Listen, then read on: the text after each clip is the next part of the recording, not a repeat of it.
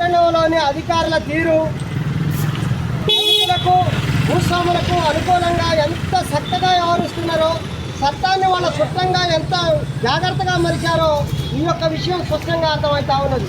ఇవాళ ఒక పూట పుట్ట పోసుకోవడం కోసం 4 కూరగాయలు తెచ్చి రోడ్డు పక్కన రోడ్డుకి అడ్డం రాకుండా కూర్చున్న పేదవాడికి ఎమ్మిడెట్లా దాన్ని తీసేయమని ఆర్డర్ ఇచ్చారట. ఇదే బిల్డింగు మొత్తం 4 అంతస్తులు 5 అంతస్తుల బిల్డింగ్ కట్టి కింద సెల్లార్ లేకుండా రోడ్డు మొత్తం ఆక్రమించి రోడ్డు మీదనే మెట్లు కట్టి మున్సిపల్ డ్రైనేజీ నుంచి మెయిన్ సీసీ రోడ్డు వరకు ఆక్రమించిన భూస్వామికి తప్పు లేదట. కానీ అతని బండ్లు మొత్తం పట్టుకొచ్చి రోడ్డుకి అవతల పక్క కూడా కారు డోజులు పెడితే తప్పు లేదట. కానీ ఇక్కడ చెట్లు పార్కింగ్ నో పార్కింగ్ అని ఇక్కడ బోర్డు కూడా పెట్టొచ్చాడు. కానీ పేదవాడు మాత్రం బతకూడదట. అంతేకాదు ఇప్పుడే చెప్తున్నారు ఇక్కడ పేదవాళ్ళు ఇదే దిమ్మి మీద కూర్చుంటే 500 రూపాయల పైన అట. ఎవరికి? మున్సిపాలిటీ వాళ్ళకి కాదు, ఇంటి ఓనర్కి ఈ మున్సిపల్ అధికారులకి ఎంత దగ్గర సంబంధం ఉందో దీన్ని బట్టి అర్థం చేసుకోవాలి. 5 రోజుల క్రితమే కంప్లైంట్ చేస్తే పోలీస్ స్టేషన్లో కంప్లైంట్ పెడితే అయ్యా నా కూరగాయలు బారపోశారు, నా కడుపు కొట్టారు, నేను కొనుక్కున్న కూరగాయలన్నీ రోడ్డు పాలు చేశారయ్యా అంటే ఇప్పటి వరకు వాళ్ళ మీద చర్యలు శూన్యం. ఈ ఇంటి యజమాని ఉదాహరణ బ్యాగు తలిగించుకొని మనుగురు డ్యూటీకి పోతే ఆయన ఏమనట్లేదు, ఆయన కారు తీయమనట్లేదు, ఆయన రోజులు తీయమనట్లేదు. కానీ నువ్వు 9ంటికి వచ్చి 4 టమాటకాయలు 2 బెండకాయలు అమ్ముకోవడానికి వచ్చిన కూరగాయల దళితులనే వివక్ష చూపుతూ నిర్దాక్షిణ్యంగా నువ్వు బండి చేస్తావా లేదా అంటే 4 చక్రాల బండి సుమారు 1 మీటర్ వెడల్పు మీటర్ పొడవు లేదండి. కానీ 4 మీటర్ల పొడవు 2 మీటర్ల వెడల్పు 5 మీటర్ల పొడవు ఉన్న డోజరు 4 మీటర్ల వెడల్పు ఉన్న కారు మొత్తం రోడ్డుకు సరిపడ రోడ్డు మీదకి పెట్టి మాత్రం వీళ్ళకి ఏం అడ్డం లేదట.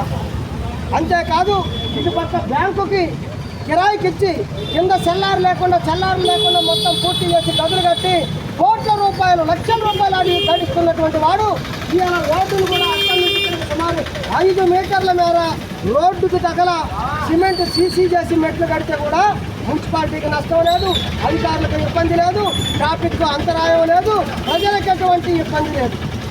4 కూరగాయలు అమ్ముకొని 1 గంట 2 గంటలు కూర్చొని పోయే పేదవాడి వల్ల మున్సిపాలిటీకి కోట్ల రూపాయల నష్టం, అధికారులకు లేనిపోని చెడ్డ పేరు, ఈ మున్సిపాలిటీ మొత్తం కూడా దుర్గంధం వెదజల్లి మనుషులంతా రోగాల పాలయ్యి దుర్భర జీవితాన్ని అనుభవిస్తూ ఉన్నారు. ఏమండి మీరు నిజంగా ప్రభుత్వం ఇచ్చే జీతాలు తీసుకొని పనిచేస్తున్నారా? ఇలాంటి భూస్వాములు ఇచ్చే జీతాలు తీసుకొని పనిచేస్తున్నారా? ఇతన్ని మాత్రం నిలదీయరా? ఈయనకి ఎట్ట పర్మిషన్ ఇచ్చారు మీరు? ఈయన బండ్లు రోడ్డు మీద పెట్టాలి, ఈయన డాబా మొత్తం కిరాయిలు తీసుకొని లక్షల రూపాయలు కిరాయిలు తీసుకొని ఈయన కోటీశ్వరుడు కావాలి. ఈయన కోసమే మీరు పనిచేస్తున్నారా? లేదా అదన్నా చెప్పండి. కూరగాయలు మాత్రం తీసేయాలట. తీసేద్దాం, మీ చట్టం ప్రకారమే, మున్సిపల్ చట్టం ప్రకారమే, ఈ ట్రాఫిక్ చట్టం ప్రకారమే ఈ కూరగాయలు ఈ రోడ్డు మీద ఎవరు ఉండొద్దంటే ఇమ్మీడియట్గా ముందు ఈ మెట్లు తీపి ఆ బ్యాంకు ఈ సెల్లార్ జరిపియండి, ఈ మొత్తం మూపియండి. ఇమ్మీడియట్గా కూరగాయల వాళ్ళందరూ ఖాళీ చేస్తారు. కూరగాయలు ఇక్కడనే కనపడ్డాయా మీకు? పాలంచ మొత్తం మీద దంపర్ సెంటర్ నుంచి, అంబేద్కర్ సెంటర్ నుంచి, శాస్త్రి బొమ్మ సెంటర్ నుంచి, రాజీవ్ గాంధీ బొమ్మ సెంటర్ నుంచి, మొత్తం భజన మందిరం కాడ నుంచి మొత్తం ఎక్కడా లేనటువంటి సెంటర్ కానించి లేనటువంటి ట్రాఫిక్ అంతరాయం, దుర్వాసన, దుర్గంధం మీకు ఇక్కడ మాత్రమే కనపడ్డదంటే ఎంత అసలు వినేటోడు అలా అంటారు, చెప్పేటోడు వినేటోడు ఎవరి మందిరం కాకపోతే పంది కూడా పురాణం చెప్పుతుంది. ఆ టైపు ఉన్నది వ్యవహారం చూస్తే ఇది చాలా తప్పు. ఇంత అన్యాయం చేయడం కూడా పద్ధతి కాదు.